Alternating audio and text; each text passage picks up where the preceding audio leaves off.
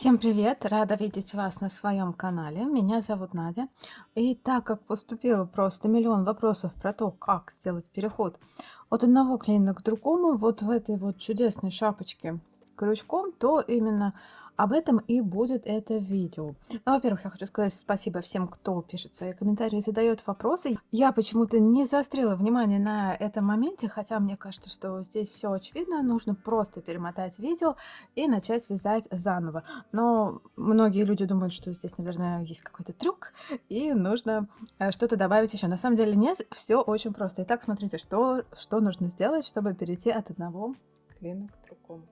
Я вам вот так на планшете покажу мое видео. Смотрите, когда вы смотрите видео, любое видео на YouTube, если вы откроете описание, нажимая на кнопку «Еще», появляется описание. Здесь есть эпизоды.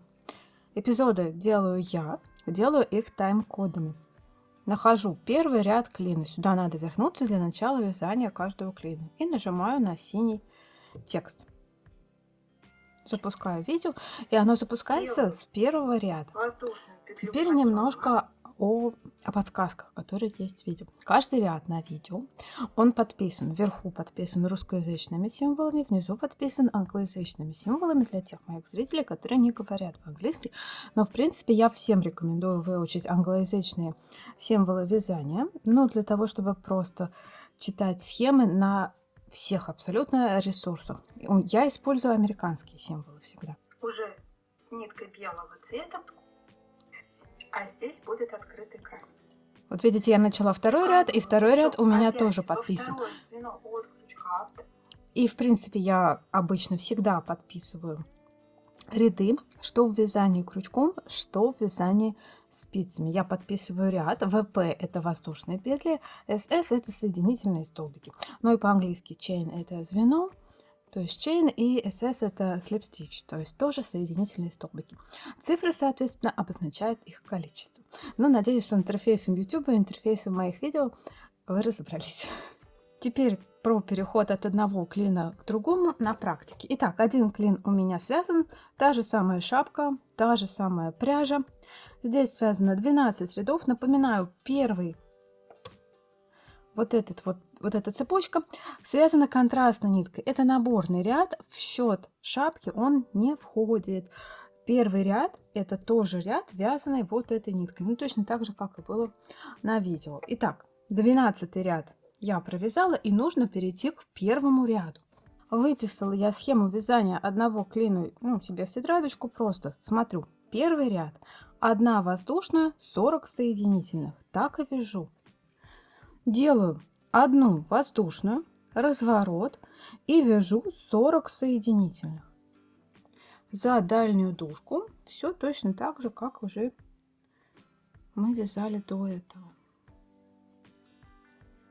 Никакого перехода здесь нет.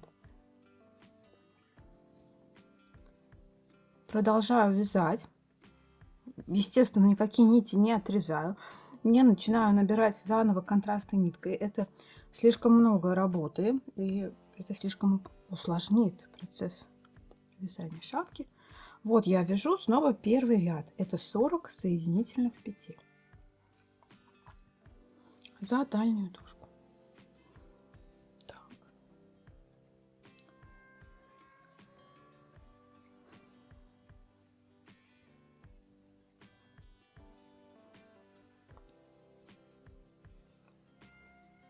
Так, последняя 40-я петля. И дальше, первый ряд готов, значит, дальше будет второй ряд. Обращаюсь опять к схеме. Второй, третий ряд это 1 воздушная петля и 38 соединительных. Ну, значит, делаю все так, как написано. 1 воздушная, разворот, это будет второй ряд. То есть это первый укороченный, 38 соединительных. Считаю, на самом деле можно считать вот от этого края, просто сюда не довязываю 2 петли. Второй ряд. То есть снова начинаю укорачивать ряды. И таким образом я работаю Вот по этой схеме, да, которую я вам показывала выше. Снова укорачиваем ряды. В каждом ряду в каждой паре рядов не довязываю 2 петли, пока петель не станет снова 30. Все клинья должны быть равны. То есть снова укорачиваю, укорачиваю, укорачиваю до тех пор, пока у меня снова не станет 30 петель. Как только я получаю снова 30 петель,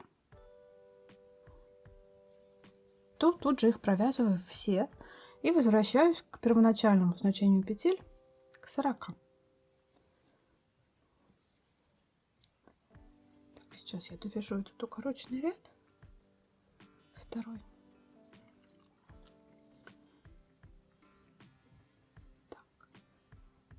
Так. Вот, второй ряд готов, то есть здесь 38 соединительных петель. Но затем третий ряд в обратную сторону снова 38 соединительных петель, потом четвертый получается.